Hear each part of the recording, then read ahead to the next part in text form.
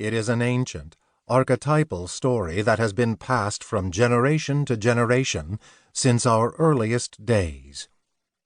I wonder if this means that it's true. Another beautiful film that stars souls is the 2021 Academy Award winner for Best Animated Short Film, If Anything Happens, I Love You. In this short film, two grieving parents lose their daughter in a school shooting. The souls of the three family members attempt to heal them during this time of violent human tragedy, and ultimately, they find peace. The souls are portrayed as conscious beings that show compassion, empathy, and love toward the humans they inhabit. The soul is clearly in the zeitgeist right now, not in a religious framework, mind you, but one of more universal appeal. When we hear about the soul, many of us nod our heads, even though we may not have our own specific understanding of what it is, exactly, or if we even have one.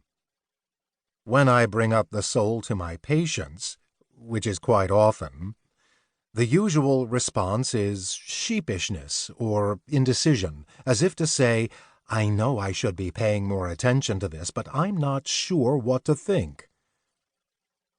When asked to give my opinion of the soul, I do so with enthusiasm and confidence. I believe that my opinion is more of a knowing, an intuitive and decisive point of view honed by years of inquiry and examination. You see, the entire foundation of my spiritual practice is that my soul is real. It is not an animated character, a hyperbolic concept, or some bit of dogma, but an intelligent, conscious entity that resides within me, and, by the way, I get this information directly from my soul. I am not making this up. Yes, I speak with my soul every day, multiple times per day, actually, and my soul speaks back to me. No, I am not delusional. I am simply listening deep within for a response.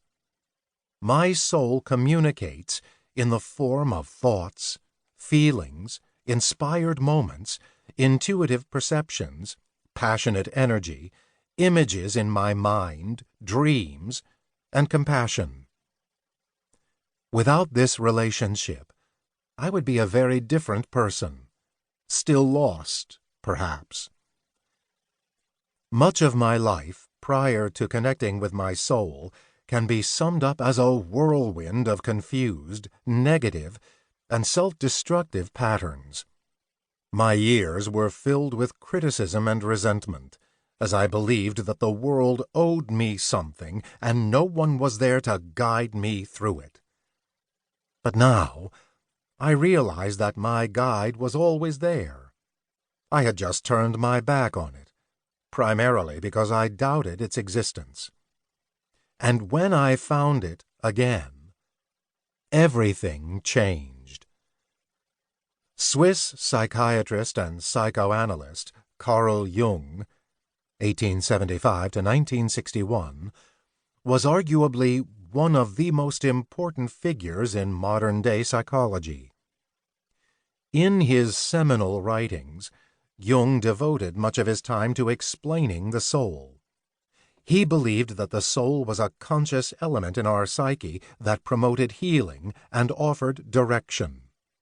In therapy, he focused on attempting to decipher the will of the soul and how to determine its voice.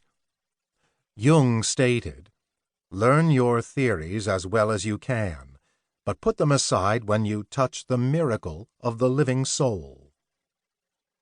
For Jung, the soul was the center of wisdom and truth, and communing with it was the most effective way to find happiness.